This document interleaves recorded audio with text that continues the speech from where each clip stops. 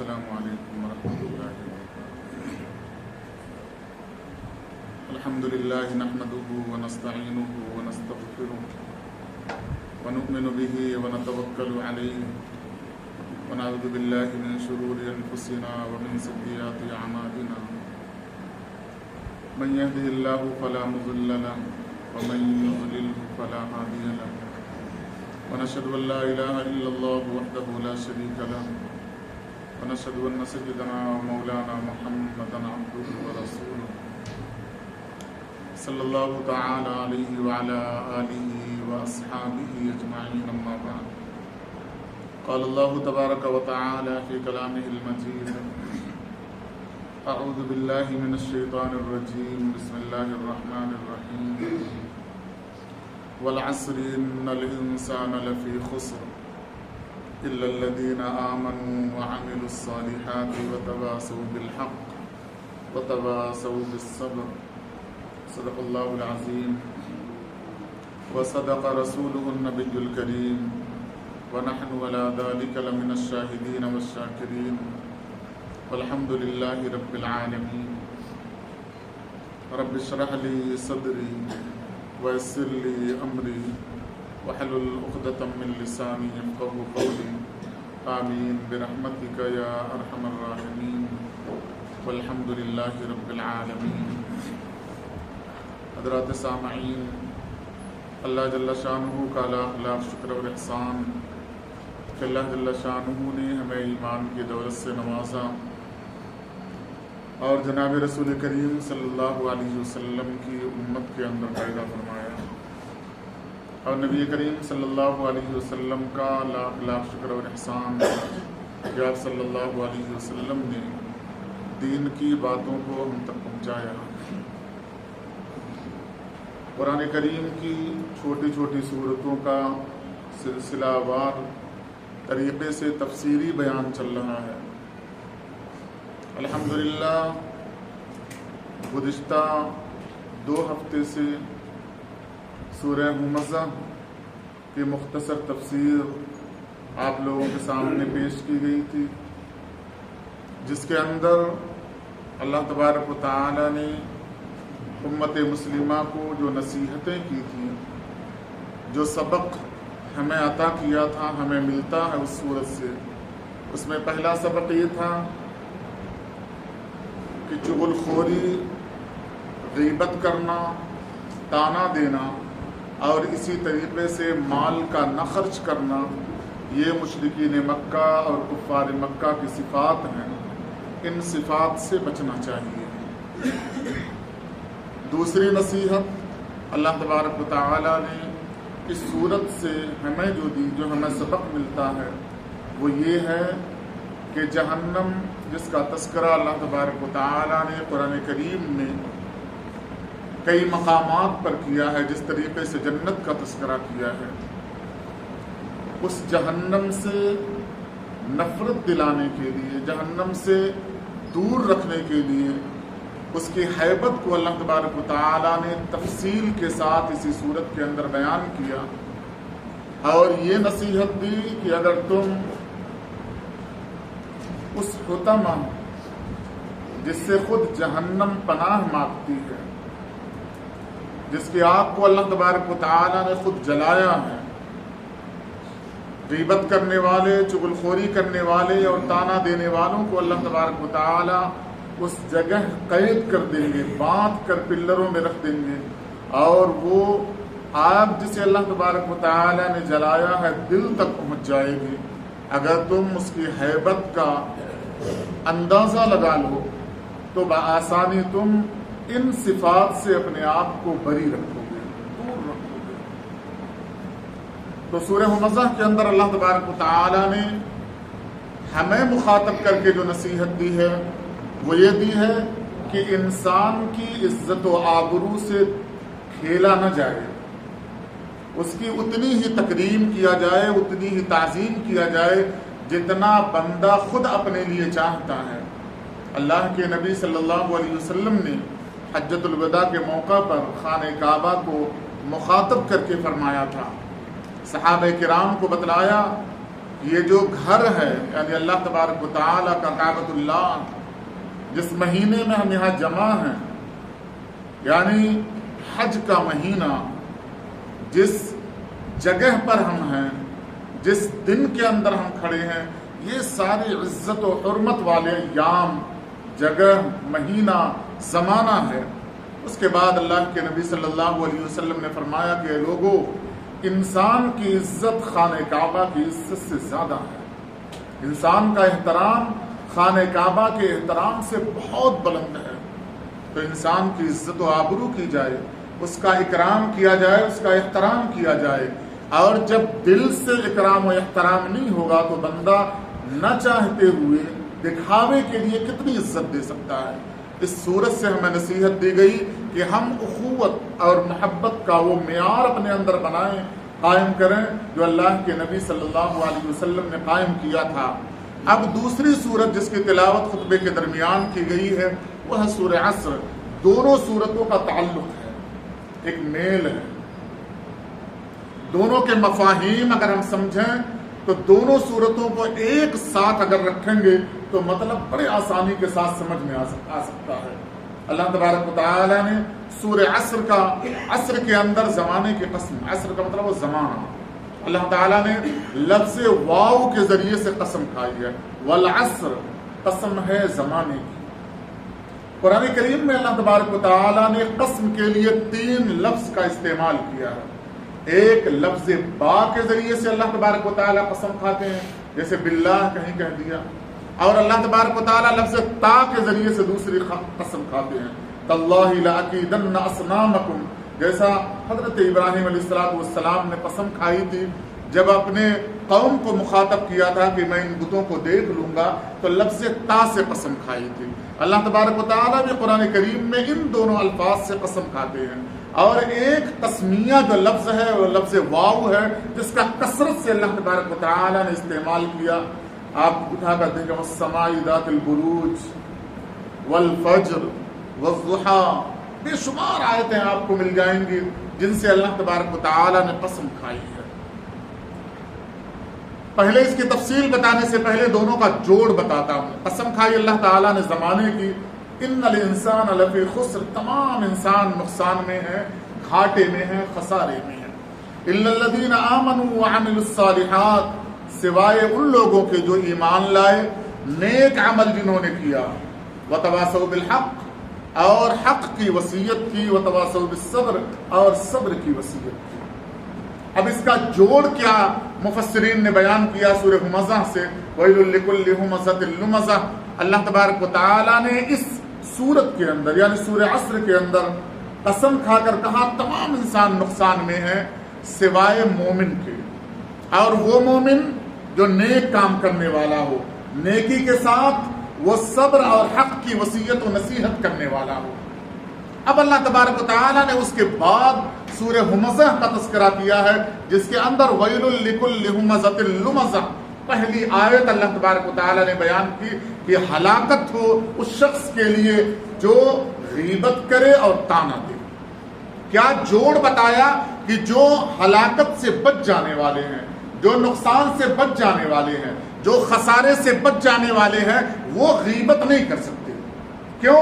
کیونکہ غیبت کرنے والے کے لیے ویل ہے، جہنم کی ایک وادی ہے یا ہلاکت ہے۔ اللہ تبارک و تعالیٰ نے اس سورت کی پہلی آیت سے اللہ تبارک و تعالیٰ نے بتا کر اس سورت سے تعلق بتایا ہے کہ جو مومن ہوگا، جو عمل صالح کرنے والا ہوگا، جو دین کی تبلیغ کرنے والا ہوگا، جو حق اور صبر کی نصیحت اور وصیت کرنے والا ہوگا، وہ غیبت نہیں کرے گا، وہ چغل خوری نہیں کرے گا، وہ طعنہ نہیں دے گا۔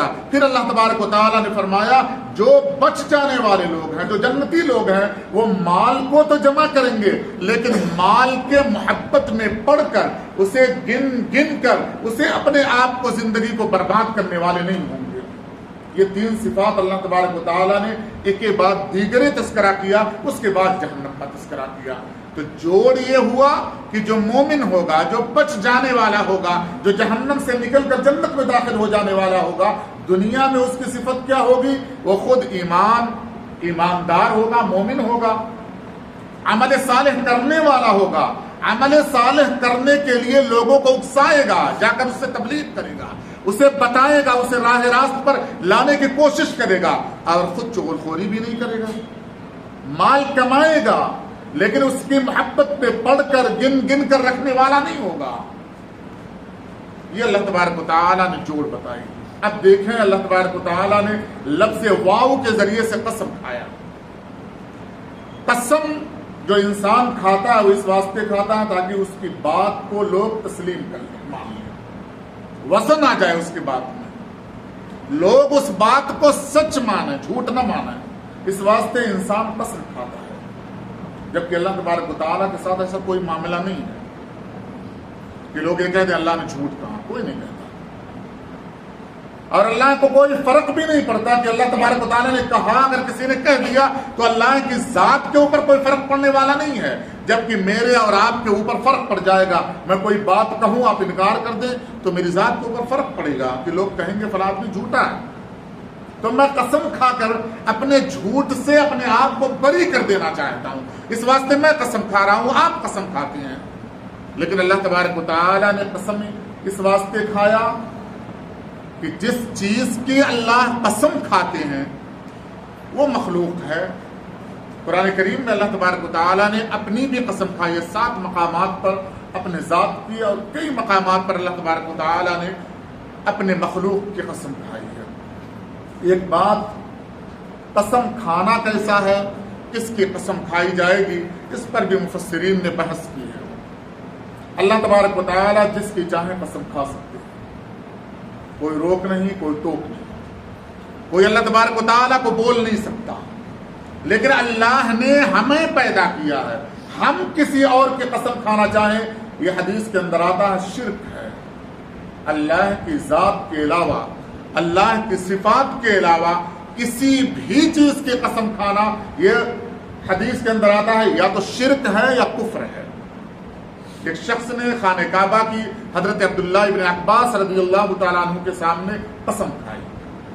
حضرت عبداللہ ابن عباس رضی اللہ تعالیٰ عنہ نے کہا کہ تم نے خانہ کعبہ کی قسم کھائی، غلط کیا، کیونکہ میں نے نبی کریم صلی اللہ علیہ وسلم سے سنا ہے جس نے اللہ کے علاوہ کسی اور کی قسم کھائی اس نے یا تو کفر کیا یا تو شرک کیا۔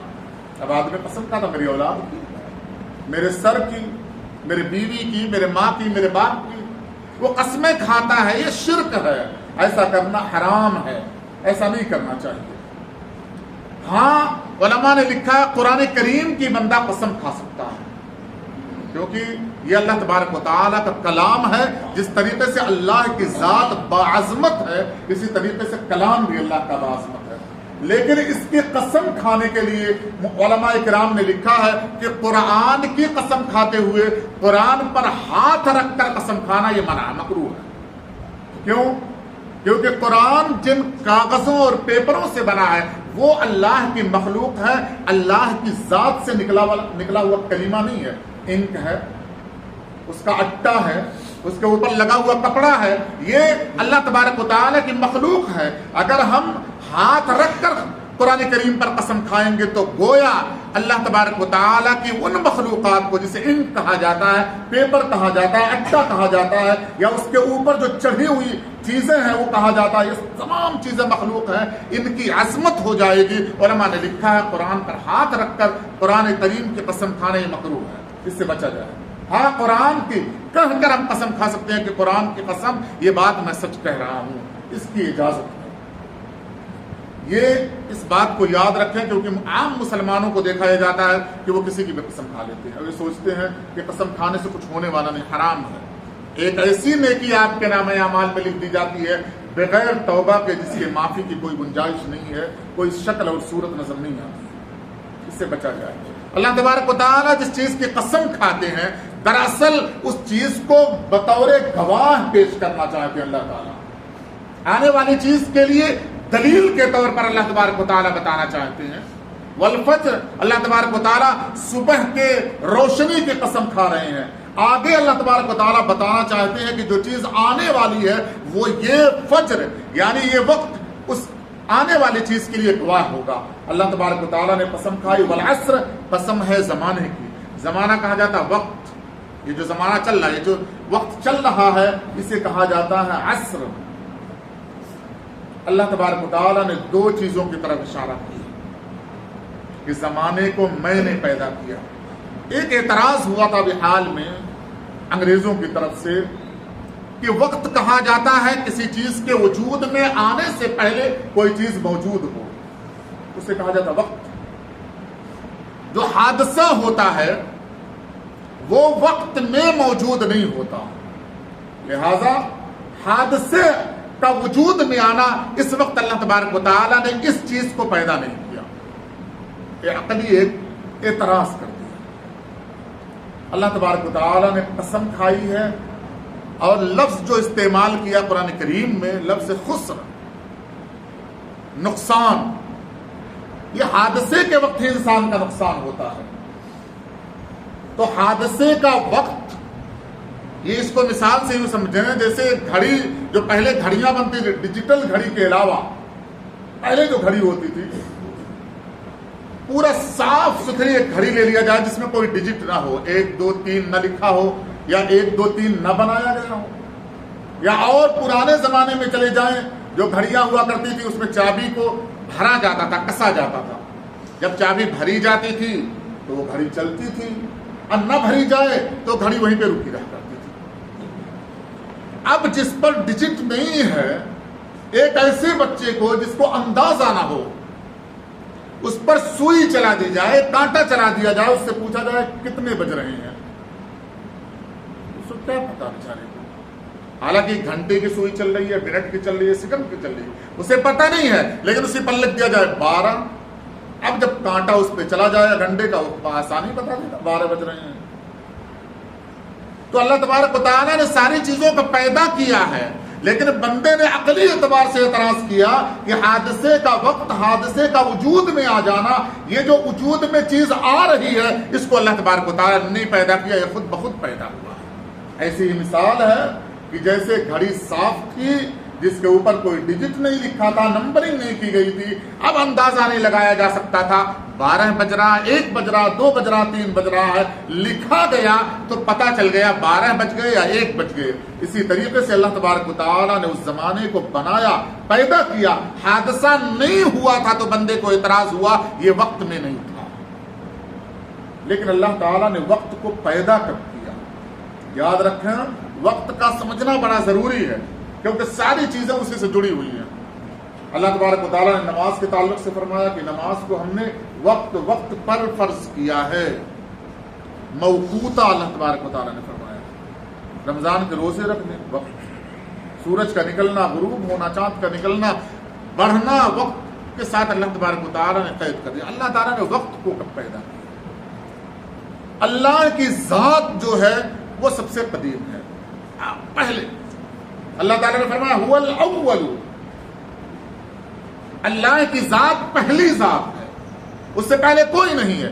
عقیدے کی کتاب کے اندر جب لفظ اول کی تشریح آپ دیکھیں گے تو یہ کہا گیا ہے جس سے پہلے کچھ نہ ہو، وقت بھی نہیں، وہ ہے اللہ۔ اللہ تعالیٰ نے اپنا تعارف کرا هو الاول، وہ اول نہیں جو ہم سوچتے ہیں کہ میں پہلا، میرے سے پہلے باپ میرا موجود ہے، میری ماں موجود ہے، یہ لفظ اردو والا استعمال نہیں ہوا۔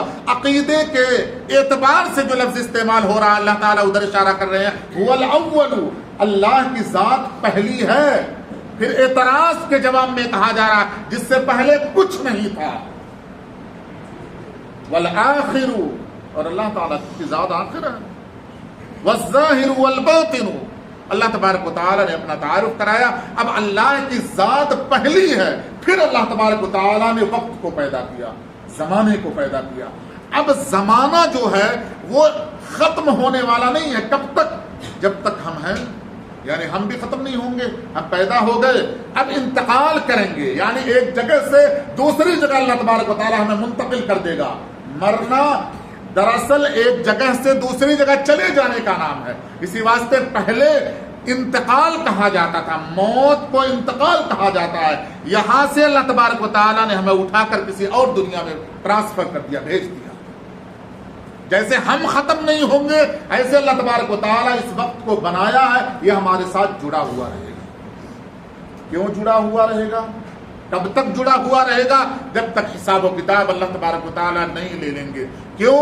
اللہ تعالیٰ نے اس کی قسم کھائی ہے، اسے گواہ بنایا. والعصر، قسم ہے زمانے کی. اب ہم دیکھیں ہمارا زمانہ کیا ہے. ہم چند لمحات کے لیے پیدا کیے گئے ہیں. وہ لمحہ جیسے ہی اس جگہ پر ہماری زندگی آئے گی، اللہ تبارک و تعالیٰ ہماری شہرت کو موڑ دیں گے، مروڑ دیں گے، ہم ختم ہو جائیں گے، یہاں سے پھر چلے جائیں گے. یہ دنیا کا ہمارا زمانہ ہوا، ہمارا وقت ہوا. تو ایک مفسرین نے ایک قول یہ نقل کیا ہے کہ ہمارے وقت کی اللہ تبارک و تعالیٰ نے قسم کھائی ہے کہ قسم ہے زمانے کی. ہمیں مخاطب کیا ہے اللہ تبارک و تعالیٰ نے اکیلے اکیلے، اے بندے تیرے وقت کی قسم ہے، تو پیدا ہوا ہے، مرے گا. اس زمانے کی قسم ہے، تمام انسان خسارے میں ہے، نقصان میں ہے.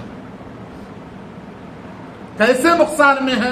اللہ تبارک و تعالیٰ نے جب ہمیں پیدا کیا تو فرمایا هل ادلکم علی تجارت تنجیکم، ہم نے تمہیں بھیجا تجارت کے لیے، تم نجات پا جاؤ کس سے؟ من النار، جہنم کی آگ سے.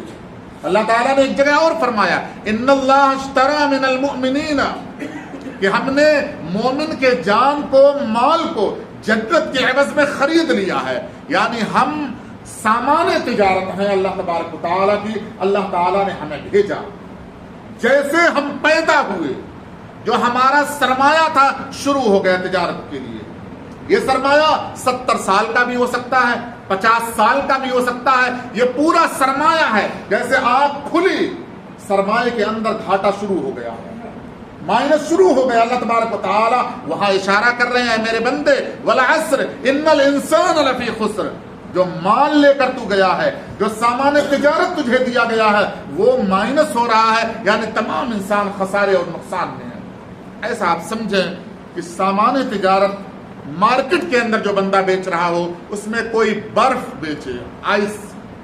امام راضی رحمت اللہ تعالی علیہ نے اپنی تفسیر کے اندر لکھا کہ ایک بار میں مارکیٹ کے اندر گیا تھا کچھ سامان خریدنے کے لیے بازار میں نے دیکھا ہے کہ ایک شخص بڑے درد بھرے انداز میں آواز دے رہا ہے کہ اے بازار کے لوگوں، میرے سامان کو جلدی خرید لو، میرے اوپر رحم کرو، ورنہ میری بچت کیا، میرا سامان بھی ضائع ہو جائے گا.